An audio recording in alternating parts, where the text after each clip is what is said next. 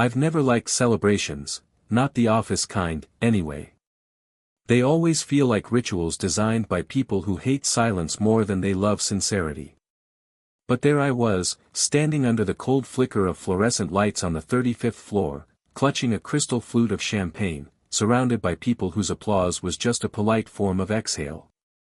65 today, someone called out. There was a chuckle. And still writing code better than the interns. Laughter.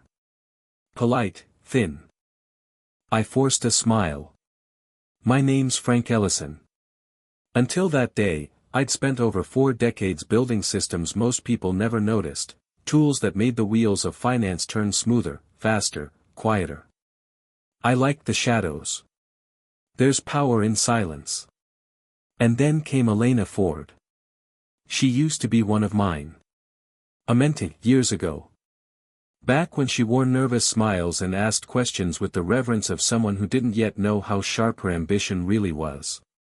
Now she was all poise, all posture.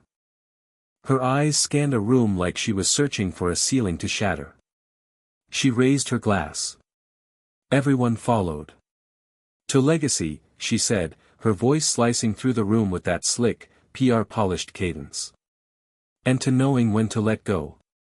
There were a few chuckles. One guy even whistled. I looked at her. The smirk she wore didn't even flinch. I clinked her glass out of reflex. Took a sip. I remember the taste, it was too sweet, too warm. Cheap champagne pretending to be expensive. But there was something else I couldn't name, not then. Just a bitterness under the sugar, something metallic that clung to the roof of my mouth. The toast ended. People dispersed like spilled coffee, fast, directionless. I went back to my desk. Pretended to check emails. My fingers hovered over the keyboard longer than usual. That night, just after 9 p.m., the pain hit. At first, I thought it was indigestion. I'd skipped lunch, grabbed a protein bar from the vending machine around 4. But this wasn't the slow burn of an empty stomach, it was sharp, hot, coiling in my chest like a wire pulled too tight. I gripped the counter in my kitchen. My knuckles went white. I didn't call 911. Don't ask me why. Pride, maybe. Or stupidity. But I did call a cab. Told the driver to get me to St. Anne's as fast as he could. He didn't ask questions. Maybe I didn't look like a man who wanted answers. They checked everything. Ran tests. EKG, blood work, X-rays. They kept me overnight. Told me it wasn't a heart attack, just cardiac irritation. Whatever the hell that means. But here's what stuck with me, the toxicology came back clean. No signs of poison. No alcohol abuse. No cardiac event. Just stress.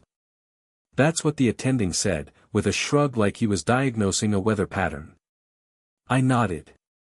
I thanked him. But deep down, something was already moving in me. A gear clicking into place. Because I knew what stress felt like. I'd lived in server rooms during blackouts, slept under my desk more nights than I care to admit. Stress doesn't taste metallic. Stress doesn't leave a residue on your tongue.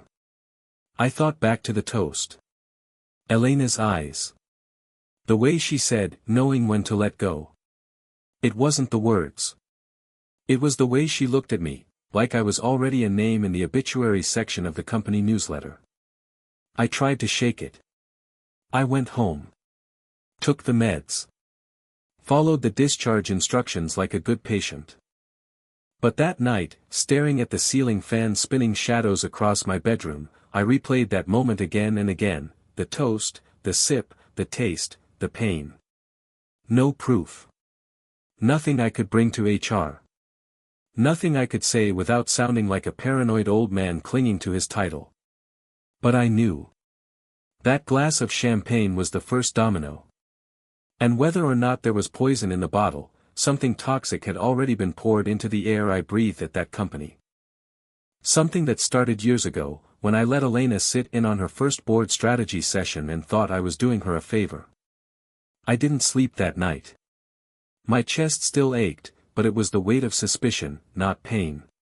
Because here's the thing about betrayal, it doesn't announce itself. It walks in wearing a smile, holding a glass, and toasting to your legacy. 3 days after I got out of the hospital, I received a fruit basket from HR. It was the kind of generic gesture companies make when they want to appear compassionate without actually doing anything that requires effort. There was no card from Elena. No visit. Just a carefully worded email from someone named Amanda, HR liaison, new to the team. Wishing you a speedy recovery, Frank. Please let us know if there's anything we can do to support you during this time of rest. Rest. That word again. It had been popping up ever since the champagne. Rest well, Frank. Focus on your health, Frank. Take time to recover. It wasn't concern. It was foreshadowing. I replied with a simple thank you. No questions. No bitterness. I already knew where this was going. On Friday, Amanda scheduled a Zoom call. I'd only been back home 4 days. Just to check in, her message read. Very informal. She smiled at me from a little rectangle on my screen, framed by fake bookshelves and warm lighting. Her voice was soft, the kind of soft that's practiced, like a therapist who doesn't really want to hear what you have to say. We're just, all concerned, Frank. You've done so much for this company. So much. And we want to honor that legacy while also making sure your well-being is the top priority. There it was again, legacy, that word they all clung to like it meant something noble. What it really meant was your time's up. She said the company wanted to offer me space. Said they were recommending I take an extended leave. Said they'd transitioned some of my responsibilities to Elena, just temporarily, while I focused on getting better. I kept my face still. Years of board meetings taught me how to make silence feel like weight. Frank, Amanda added after a pause, Elena's been incredibly supportive. She's offered to oversee your division while you're away. It was her idea to ensure continuity. Of course it was. The woman who toasted to my departure 3 days before I ended up in the ER had offered to run my division. I nodded, slowly. Like a man hearing his fate from a judge who already signed the paperwork. I appreciate the support, I said. My voice was flat, calm. Maybe you're right. Maybe it's time I step back. Amanda lit up. Like she'd just defused a bomb. Wonderful. That's so good to hear, Frank. Truly. We'll get everything set up, your benefits, medical leave paperwork, and...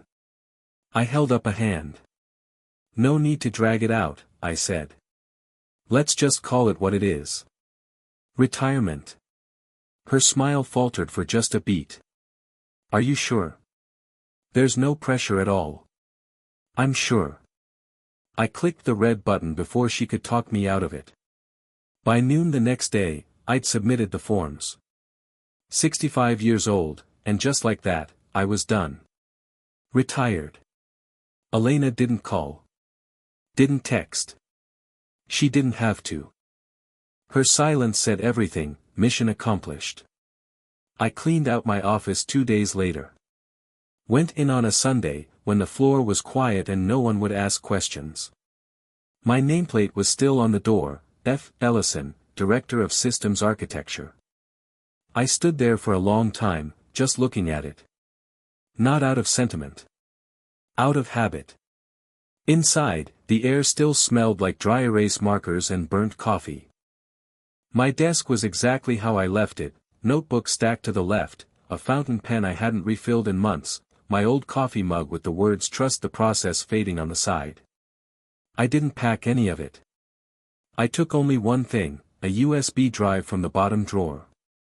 The kind of thing most people would overlook. But it wasn't just storage. It was memory. Backup configs, legacy diagrams, Codebases I'd written back when half the office was still learning how to print double-sided. I slipped it into my pocket and left without turning off the lights. Elena was now in charge of the department. My department. The announcements went out that Monday. She wasn't officially promoted, just interim director pending board review. But we both knew how that story ended. The board was filled with people she'd taken to lunch. People I'd once shielded from their own incompetence. For 2 weeks, I kept to myself. Watered the plants. Took my meds. Walked the block like a man who'd finally been granted time he didn't know how to use. People said things like, "You earned it," and "You'll finally get to relax." But I didn't feel relaxed. I felt erased. Then, one night, I opened my email. I still had access to the company dashboard, one of those legacy quirks no one had cleaned up yet. I hadn't touched it since retiring, but the login still worked. Same username. Same password. Just muscle memory. I didn't do anything malicious. Didn't change a thing. I just watched. Elena had full access now. Project approvals. Vendor contracts. Budget reallocations. I watched her sign off on things I never would have greenlit, outsourcing our API infrastructure to a firm in Eastern Europe. Cutting cybersecurity training hours. Redirecting funds from internal audits to strategic marketing. Every click had her name on it. At first, I was just curious. But the more I watched, the more I realized, this wasn't just ambition. It was strategy. Elena hadn't climbed the ladder. She'd kicked out the rungs, replaced them with people who owed her favors, and smiled for the shareholders while doing it. I closed the laptop. Poured a glass of water. And smiled for the first time since the hospital. I wasn't out. Not yet. Retirement didn't last long. Not the kind they sell you in brochures with sailboats and golf clubs. Mine was quieter. Colder. More like being politely exiled from your own country. But I still checked the mail every morning. Bills. Catalogs. A few sympathy cards from coworkers too scared to call. Then one day, buried between a water bill and a coupon flyer, came an envelope stamped with the company's crest. Thick paper. No return address. Just my name, Frank Ellison, in that sterile, department-issued font. I knew better than to ignore it. Inside was a letter from legal, cloaked in that same suffocating politeness HR used when they gently kicked me out. Only this time, the message wasn't a suggestion. Effective immediately, your deferred pension and health benefits have been suspended. Suspended. No mention of duration. No appeal link. Just a half-page explanation about a breach of confidentiality, referencing a document I allegedly signed during my hospital stay. I reread it 5 times. There was no mistaking the accusation. According to them, I had agreed to a clause that forfeited my post-retirement benefits, citing something about proprietary systems and post-employment silence. A non-disclosure clause buried in what they framed as benefits re-enrollment paperwork. Except I never signed it. Not consciously. Not willingly. I dug out my discharge folder from St. Anne's. Medical instructions, prescriptions, a summary of admittance forms. Nothing else. No record of company documents. But the letter included a digital timestamp. March 18, 2:43 a.m. I was in a hospital bed that night, heart monitors strapped to my chest, drifting in and out between morphine doses. I wouldn't have signed anything more complicated than a dinner menu, let alone a legally binding contract. But the system showed my digital signature. Fingerprint authenticated. Logged from my phone. And that's when the weight of it all dropped. Because I did remember someone visiting me that night. A woman. Blonde hair pulled back in a knot. Black blazer. Clipboard. She said she was from HR. Just wanted to make sure everything was in order for my post-discharge benefits. I remember the light from the hallway spilling into the room behind her. Her voice soft. Reassuring.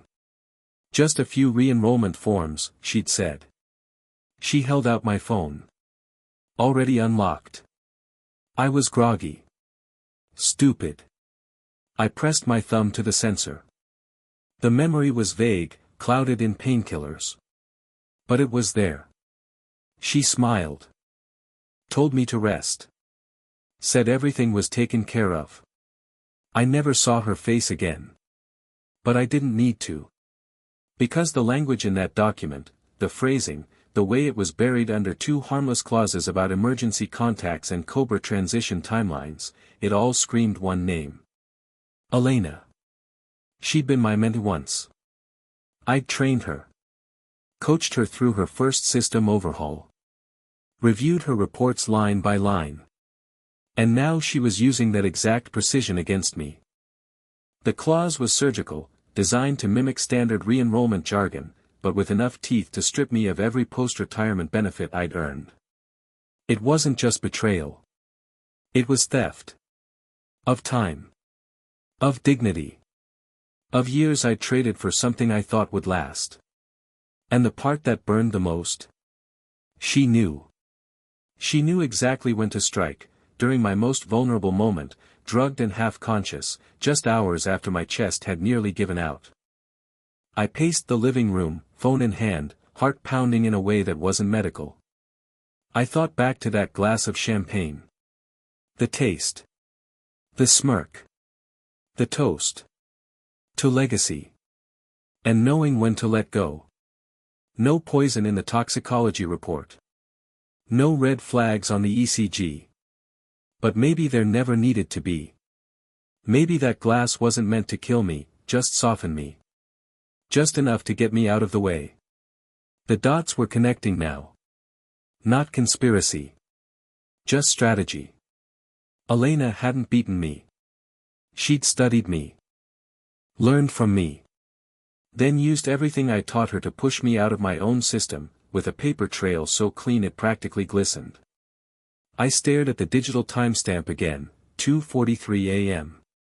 There was a second signature, a digital notary from inside the company. Someone in legal. It was all airtight. All legal. All wrong. I sat down at my kitchen table. It still had a ring of coffee from the morning before.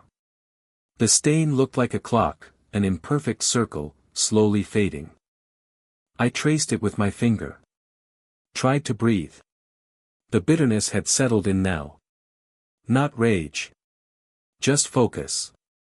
Because if Elena was smart enough to do this without leaving a trace, then she was smart enough to know I'd come looking. She probably even counted on it. But she also forgot one thing. I wasn't some executive who bought his way into leadership. I was the one who built the system she now stood on. I designed the framework. Wrote the back end. Architected the data flow maps and authentication modules they still used, even after migrating to cloud infrastructure. They'd updated the interfaces, slapped on new dashboards, but the bones were still mine.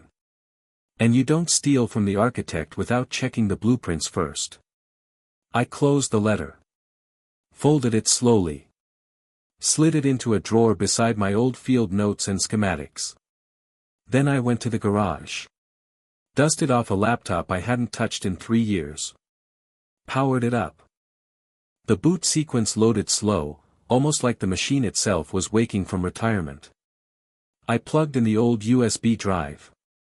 The files blinked to life. I wasn't looking for revenge yet. Not just yet. First, I wanted to understand. But Elena should have known, when you take everything from a man who's used to having nothing but his mind, you don't leave him wounded. You leave him focused. And focus is far more dangerous. Disappearing isn't what people think it is.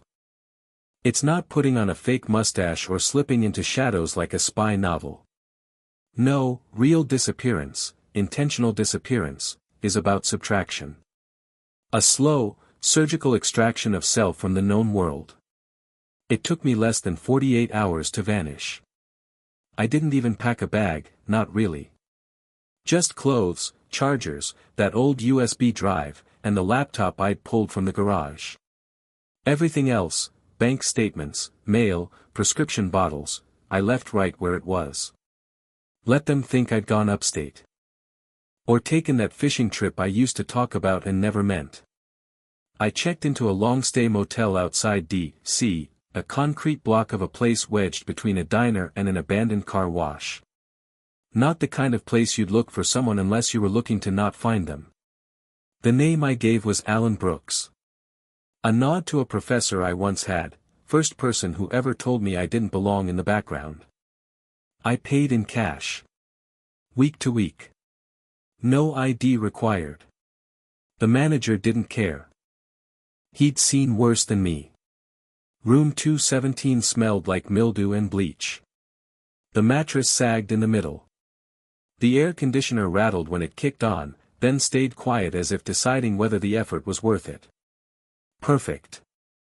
I shaved off the beard I'd had for 10 years. Switched from glasses to contacts.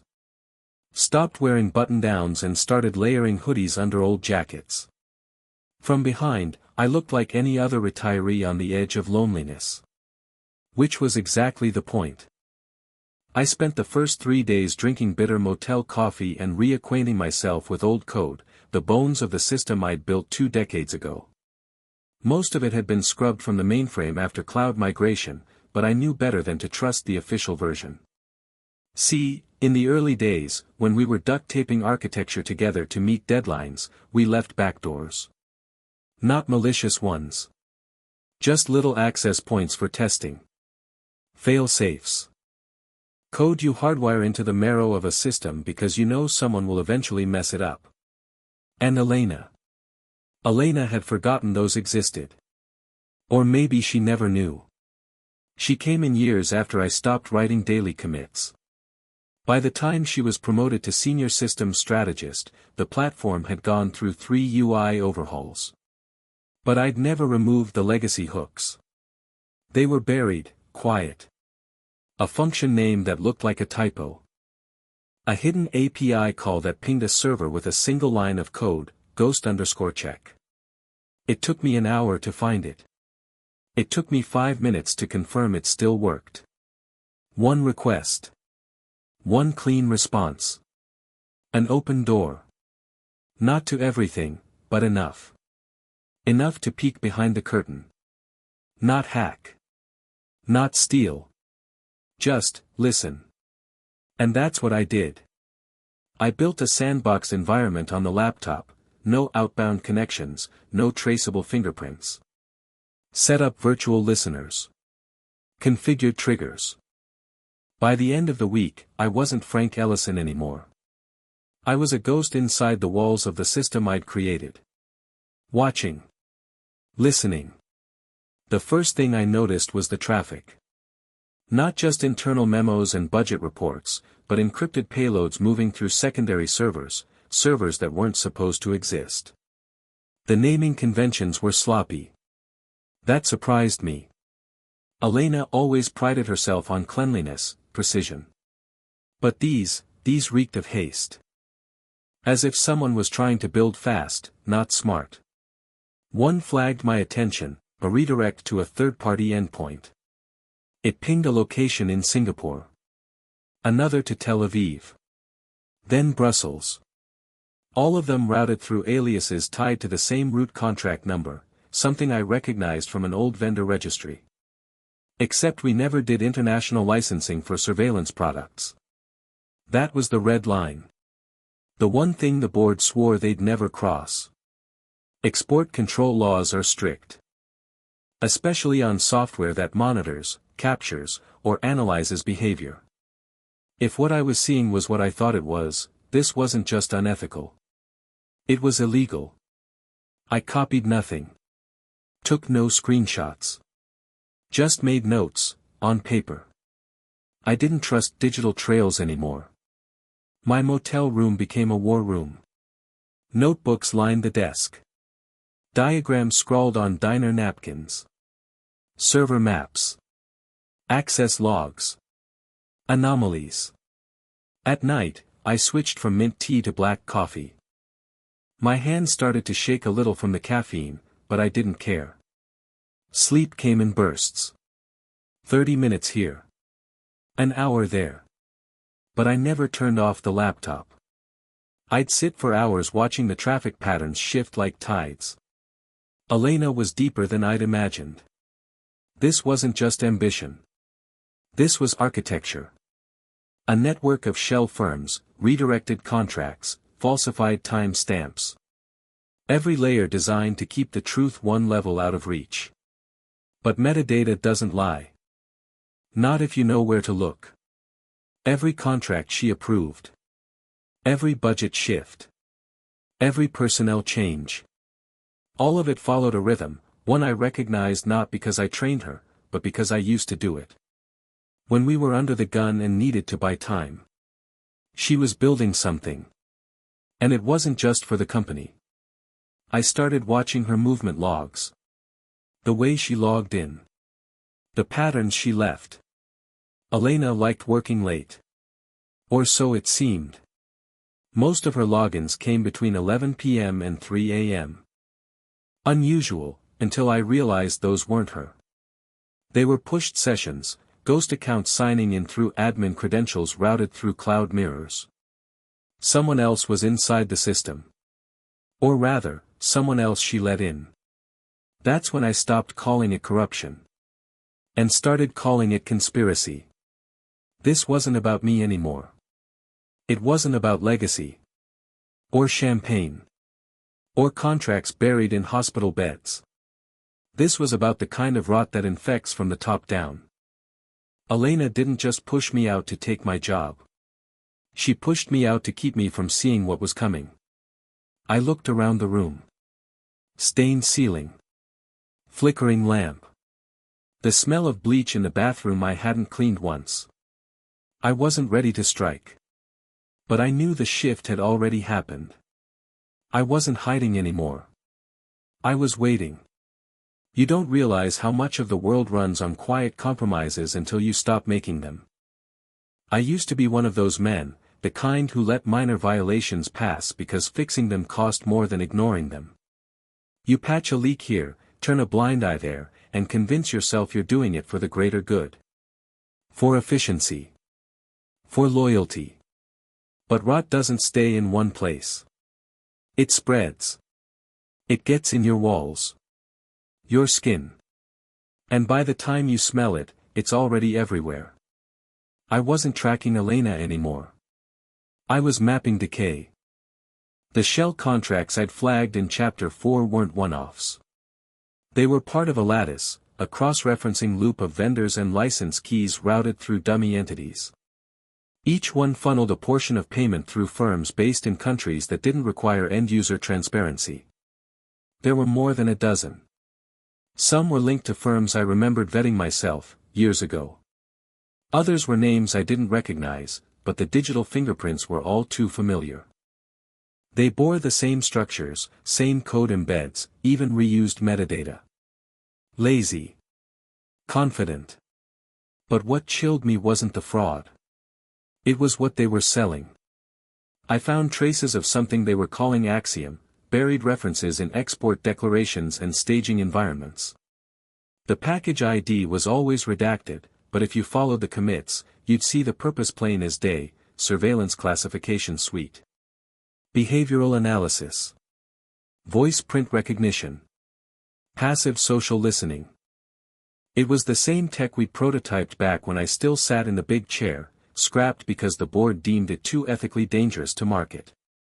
Yet here it was. Deployed.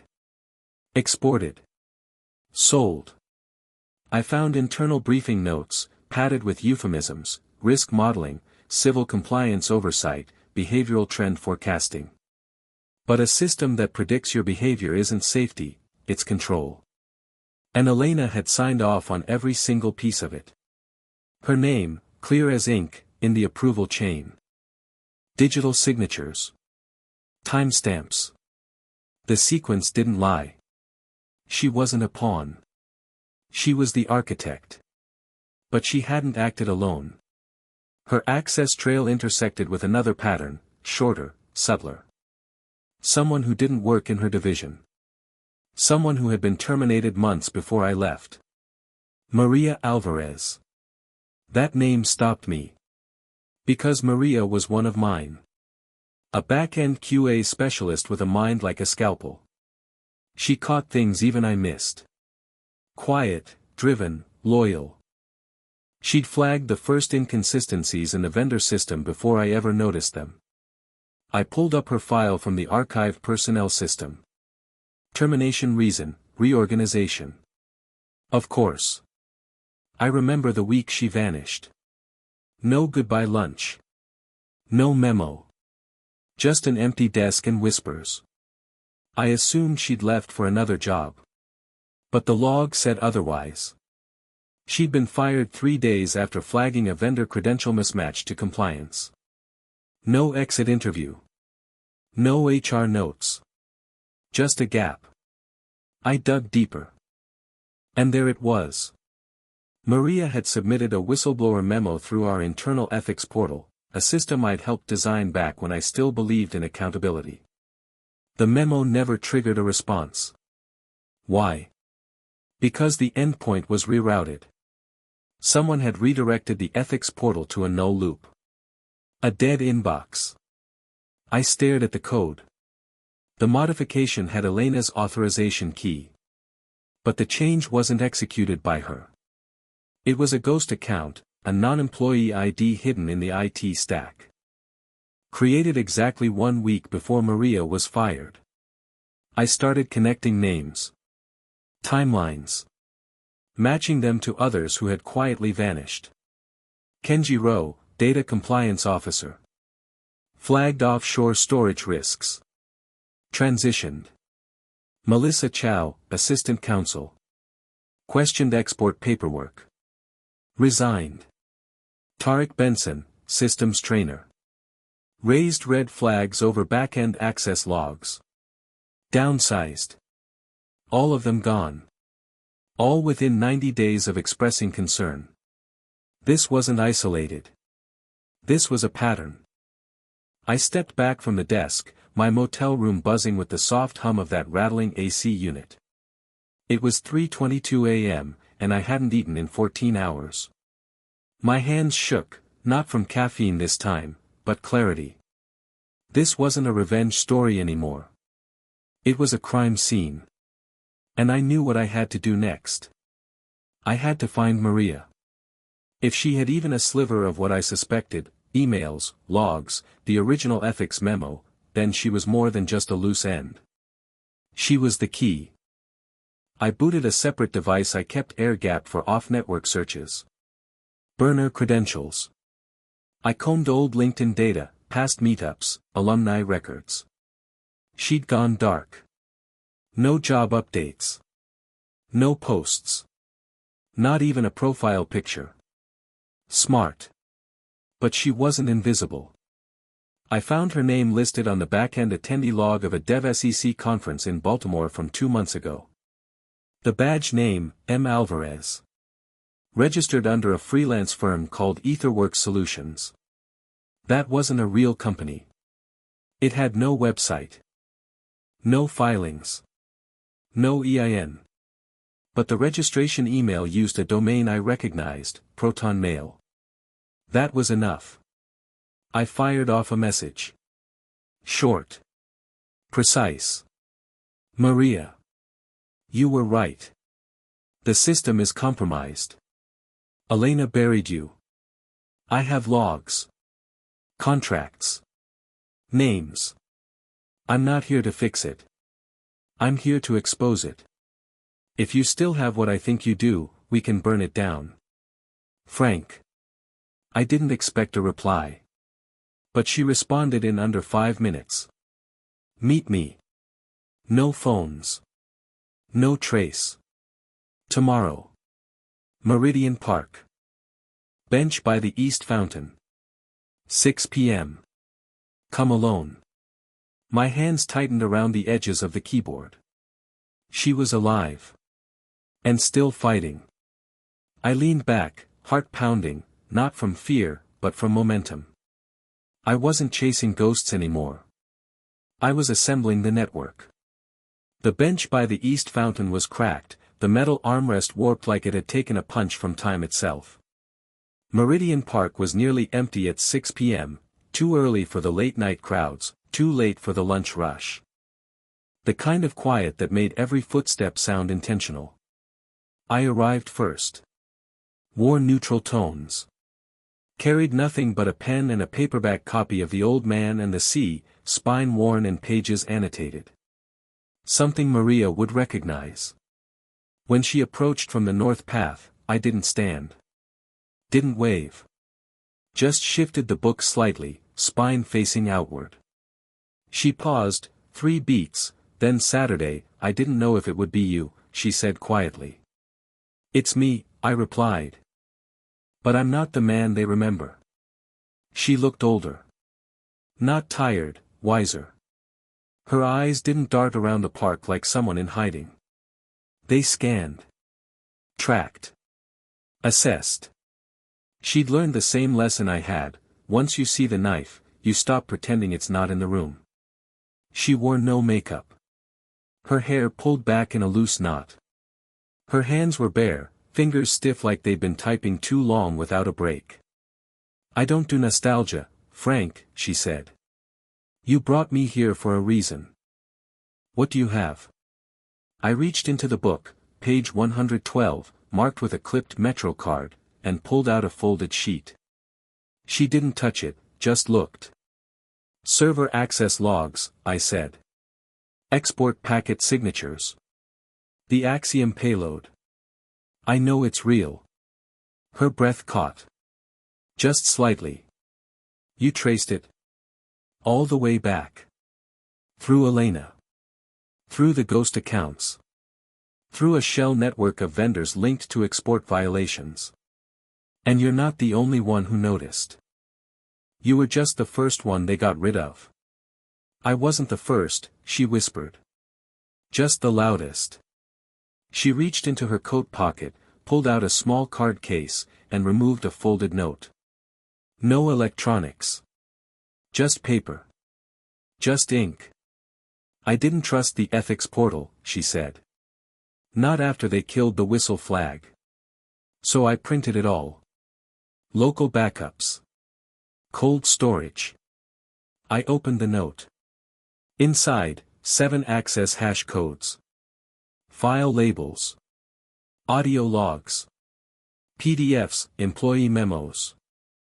This was her deadman switch. These still exist. She nodded. Triple encrypted. Isolated. 2 copies. One on a mirrored node in Iceland. One hidden in plain sight on a defunct GitHub repo disguised as version history. I smiled. Couldn't help it. You always were the clever one. You always let people believe you weren't watching, she countered. I turned toward the fountain, water sputtering up and folding down like a rhythm that had forgotten how to be graceful. We could take this to the SEC, DOJ. Get someone indicted. Make noise. She shook her head before I even finished. No. You don't understand. Elena doesn't fear consequence. She fears collapse. Shame. Exposure. You bring this to a courtroom, it dies in litigation. Settles in silence. I knew she was right. I want them ruined, Maria said, voice steady. Not sued. A pause stretched between us. So we leak it. She nodded. But slowly. Strategically. If we dump it all at once, it's a scandal.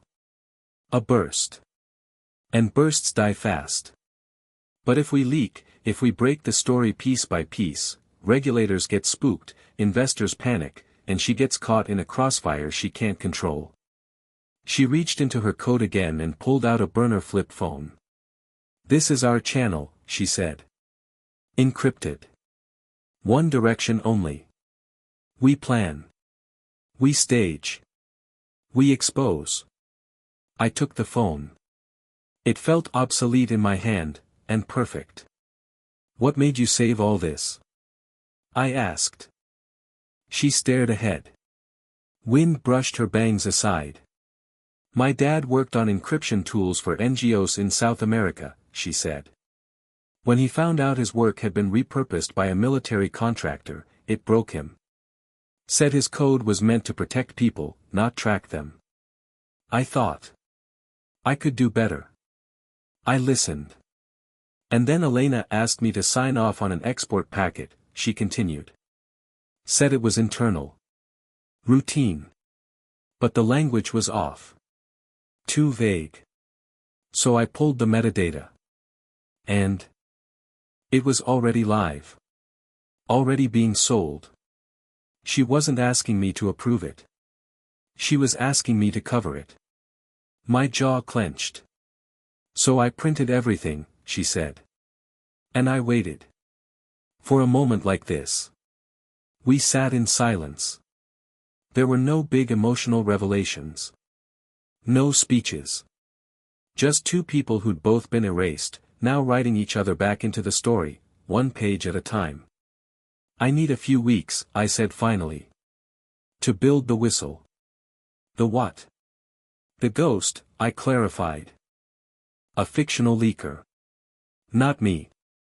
Not you. Someone anonymous.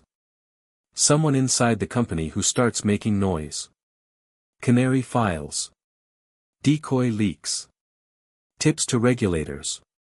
Fake trails mixed with real ones. And Elena won't know which way to turn, she said, eyes sharpening. Exactly. She reached out, just for a moment, and tapped the cover of The Old Man and the Sea. I always hated this book, she said. Too much patience. Not enough blood. I grinned. I think it's growing on me. She stood first. Walked away without another word. No handshake. No farewell. Just trust in motion. I stayed on the bench another 10 minutes. Let the wind push my thoughts into something solid. This wasn't about winning. This was about unraveling. And Elena Ford was about to find out what it felt like to lose control in a system she thought she'd already conquered. Whistleblowers are easy to discredit. They have faces. Names.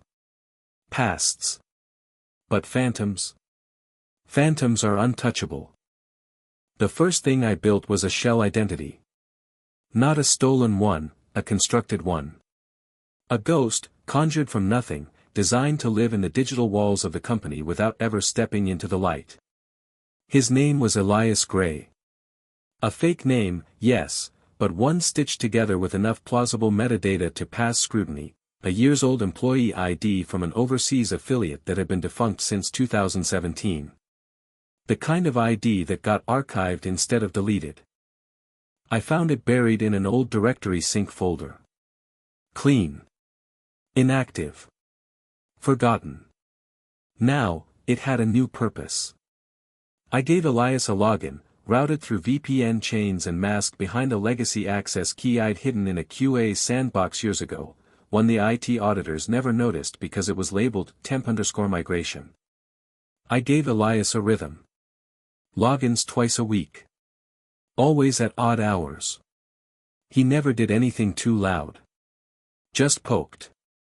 Prodded. Downloaded innocuous PDFs, already approved timesheets. Enough to suggest boredom, curiosity, someone who knew the company too well to care, but not enough to leave. Then I made him leak. The first leak was minor, a set of anonymized vendor invoices, with redacted payment trails and timestamps. Real enough to raise eyebrows, vague enough to be dismissed as out of context. I sent them to two targets, one, a mid-tier compliance blogger known for exposing procurement irregularities, the other, an anonymous tip line tied to a senator's oversight committee. No name. No commentary. Just a subject line. This isn't a question. It's a warning. The post hit Reddit before the end of the week. Nothing viral, just murmurs. speculation. But inside the company, it was a detonation. Elena's name came up on Slack logs I was still monitoring. Her tone wasn't fear. It was irritation. Who's leaking? Check internal security. Scrub all terminated accounts for access anomalies. They didn't find Elias. He wasn't a terminated account. He wasn't anything. He was the shadow under the staircase. The breath behind the mirror. I waited 4 days before the second leak. This time, it was a blurred screenshot of an export approval sheet, the one with Elena's digital signature and the destination country flagged in a known embargo zone. I embedded it in a tweet under a burner handle that had 5 followers and no profile picture. It was retweeted by a niche tech whistleblower account within 2 hours. And suddenly, things weren't quiet anymore. The internal audits began. Mandatory security trainings were rolled out to every employee. Weekly login verifications. Mandatory password resets. Phishing drills. One poor intern clicked a fake vendor link, part of my misdirection campaign, and was reprimanded company-wide. His name was on an internal risk report within hours. Elena's paranoia wasn't just simmering now. It was boiling. I heard, through one of my watchers still on the inside, let's call him Nate, that she called a closed-door meeting with legal and compliance. No notes. No recordings. Just 3 executives and a clock ticking against her skull. The board started asking questions. That's when I deployed the third file, a canary trap. I sent slightly different versions of a contract leak to 3 different parties. One went to a journalist, another to a freelance compliance consultant, and the third to a private Discord channel full of ex-employees. Each document had a unique typo. Whichever version got leaked internally, I'd know who she accused. It didn't take long. I watched Elena fire a junior compliance analyst, one I knew was loyal, maybe too loyal. She pinned the breach on him. Said he accessed files outside his clearance. But the file he was accused of leaking, it had the typo I'd given to someone else. She was grasping. Losing the thread. Good. I fed the Phantom one final breadcrumb, a metadata trail that looked like it had been sloppily cleaned. A fake attempt to mask a download, routed through a public Wi-Fi IP used by the company gym. It was the kind of mistake someone would make if they were rushing. Elena took the bait. Accused another staffer, someone in IT this time. Word spread fast, Elena was paranoid. No one trusted her anymore. HR quietly requested a climate assessment from a third-party firm. Staff morale, engagement levels, security perceptions. The results were damning. People said the workplace felt like a surveillance state. That there were whispers of internal espionage. That management was spooked. The board started talking behind closed doors. One director submitted a formal request for an independent audit. Not public yet, but close. And all the while, Elias kept breathing down her neck. I sent Maria an update. Not via the burner. Not via email. We had a dead drop in a park, a hollowed-out sprinkler head near the tennis courts. I left her a thumb drive and a note. She's unraveling. Slowly. Not publicly. But she's bleeding trust from every side. Next move is yours. She left her reply 2 days later. Then let's cut the head off. Galas in 3 weeks. You handle the video. I'll give them the story. The company's 50th anniversary gala. Black tie. Live streamed. Attended by the press. Elena was slated to give the keynote. Perfect. Because I wasn't just going to leak information. I was going to hijack the narrative. They wanted legacy. I'd give them legacy, burned into silicon and projected across the goddamn world. The company had spared no expense. Velvet ropes. Crystal centerpieces. Champagne flutes catching the chandelier light like tiny explosions. Even the floor shimmered, polished to a mirror-like gleam that reflected the fiction they were selling, 50 years of innovation, of trust, of legacy. What a load of shit. I didn't need to be there in person. I'd seen that ballroom before, had attended the 25th anniversary celebration decades earlier, back when we still used projection screens and paper programs. Back when the air didn't reek of tech-fueled arrogance and lies wrapped in PowerPoint. But tonight, I wasn't an attendee. I was the ghost in the AV booth. Well, sort of. 2 weeks before the gala, I accessed the vendor portal used by Clearstream Media, the outsourced firm responsible for the live broadcast. Elena had signed the contract herself. I found her initials on the SOW. They used a standard video management system, predictable and bloated. Poorly secured. Rookie mistake. They stored their content under nested folders with lazy naming conventions, aniv50_master, tribute_cut2, gala_final. MP4. I didn't need to overwrite the whole system. Just one file. I crafted a video. Same length. Same file name. Same format. I even used the company's color scheme, font styles, and intro music. For the first 30 seconds, it looked identical to the original tribute. Only then did it change. But we'll get to that. First, the setup. Elena arrived in a custom-tailored black gown. Flanked by board members, photographers, handlers. She wore the kind of smile you see on magazine covers, the kind that hides sharks behind teeth. She made her rounds. Kissed cheeks. Took selfies with interns flown in from affiliate offices.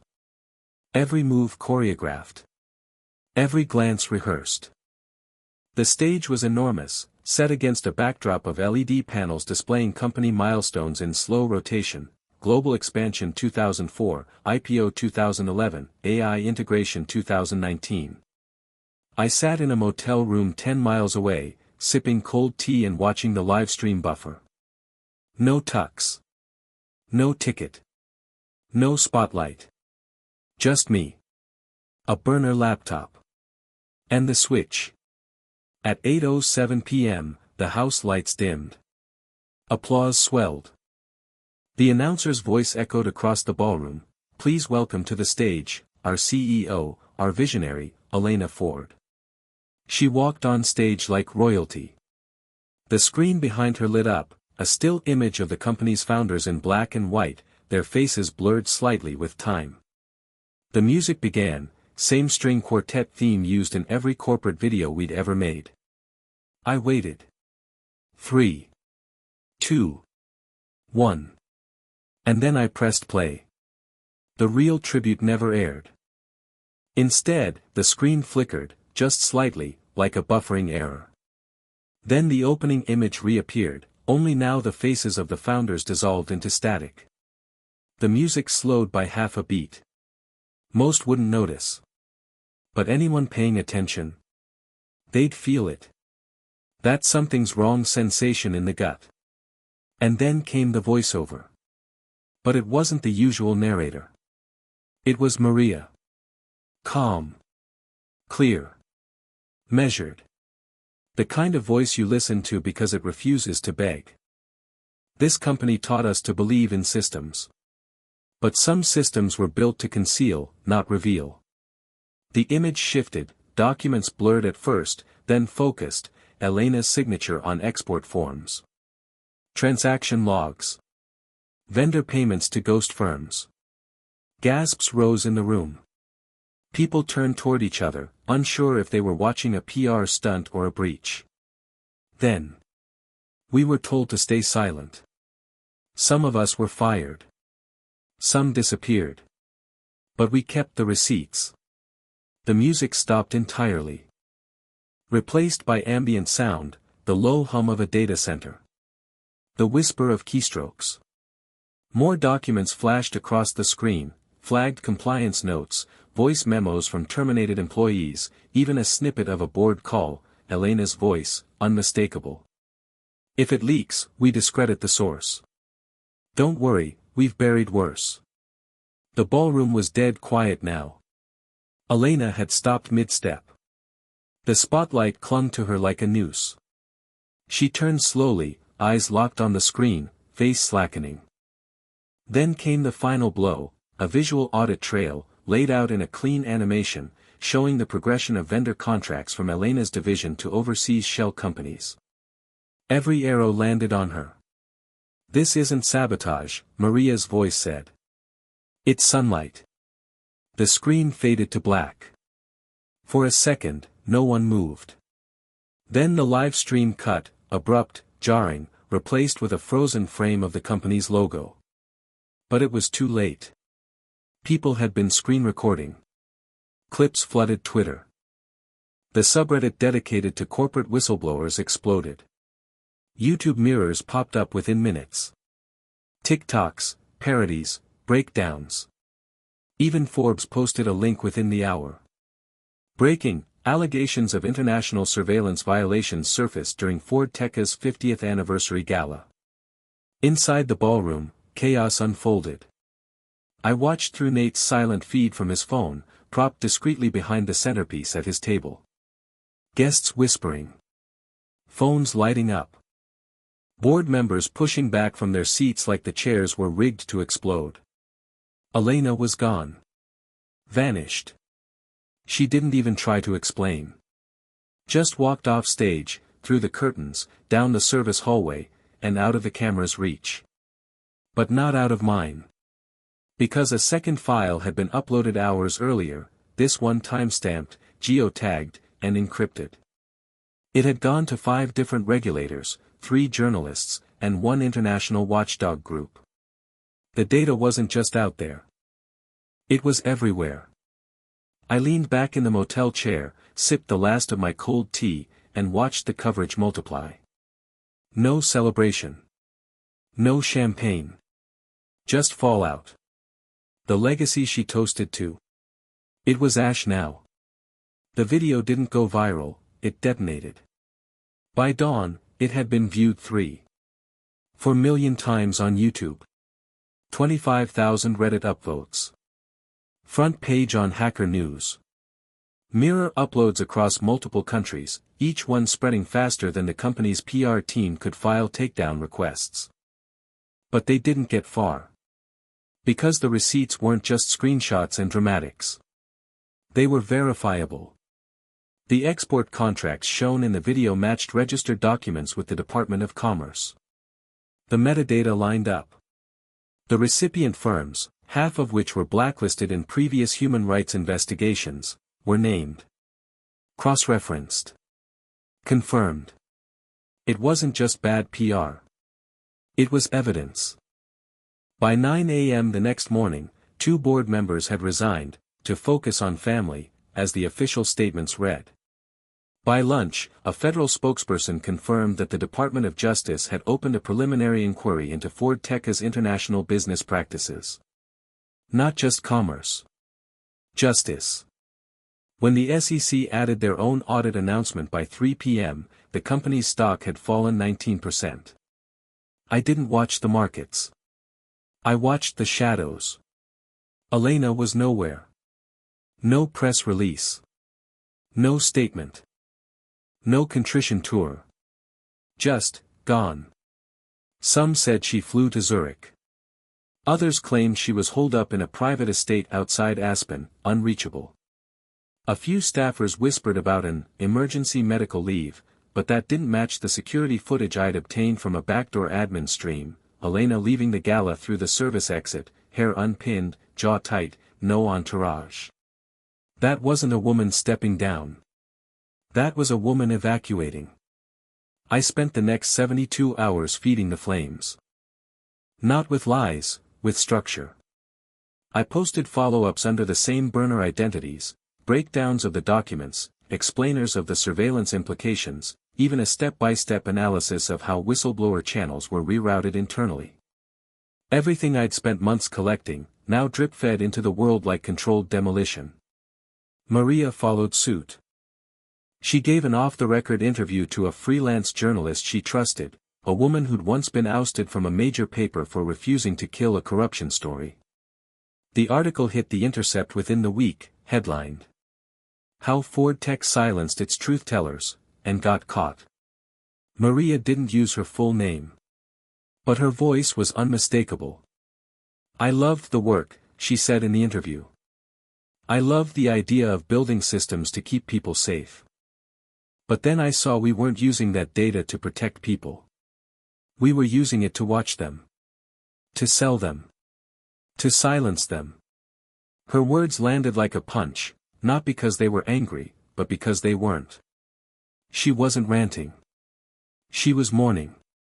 And the world listened. Inside the company, chaos wasn't the right word. It was fracture. Nate told me staff were leaving en masse. Engineers refusing to log in. Legal teams scheduling emergency briefings with outside counsel. One division head quietly submitted a whistleblower claim of their own, this one protected under federal contractor law. Another started leaking internal Slack messages to the press, including ones where Elena explicitly instructed her team to bury the compliance pushback. That one made CNN. Ford Tech released a statement the next day. It was everything you'd expect: serious allegations, full cooperation, internal review, values. A bloated word salad from a brand now bleeding from its mouth. But people weren't buying it. Because by now, a second video had surfaced, not one I made. This one came from a phone, filmed at the gala. Someone had captured Elena's face during the exact moment the tribute cut to Maria's narration. Her expression wasn't shocked. It was aware. Like she recognized the war she'd hoped would never come to her doorstep. That clip hit TikTok and spiraled into a meme, when the whistleblower has better production quality than your PR team. They looped her expression over remixed music. Turned her fall into entertainment. But I didn't laugh. Because I knew what came next. Power doesn't just go quietly. It claws. It clings. And sure enough, by day 6, Ford Tech filed a civil suit against unknown digital actors for unauthorized system access and reputational sabotage. Not naming names. Not admitting guilt. Just flailing. It didn't matter. The regulators were already inside. Subpoenas were issued. Vendor records seized. Data logs traced and confirmed everything I'd unearthed. Elena still hadn't surfaced. Her company email bounced. Her phone number redirected to a generic voicemail. The board appointed an interim CEO, a man whose name barely registered on Google, chosen less for leadership than for clean hands. I knew that move. It was theater.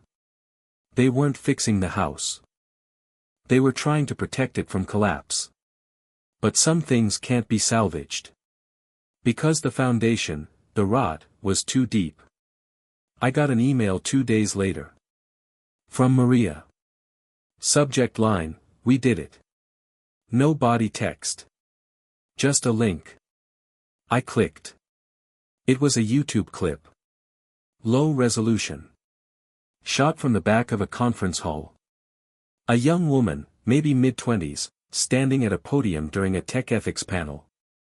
"I used to believe you had to climb the ladder to change the system," she was saying. "But sometimes the system isn't broken. It's built that way. And when that's true, the only thing left to do is burn the damn thing down." The crowd clapped.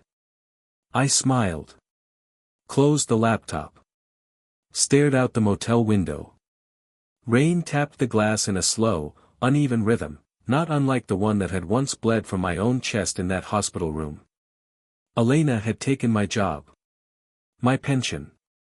My reputation. But she'd forgotten what I built before she ever arrived. Not code. Not systems. Resilience. The letter was handwritten. No signature. No return address. Just one clean fold and a short sentence in tight, slanted ink. Tuitions covered. Time to breathe again. It arrived in Maria's mailbox 2 weeks after the final wave of indictments hit the news.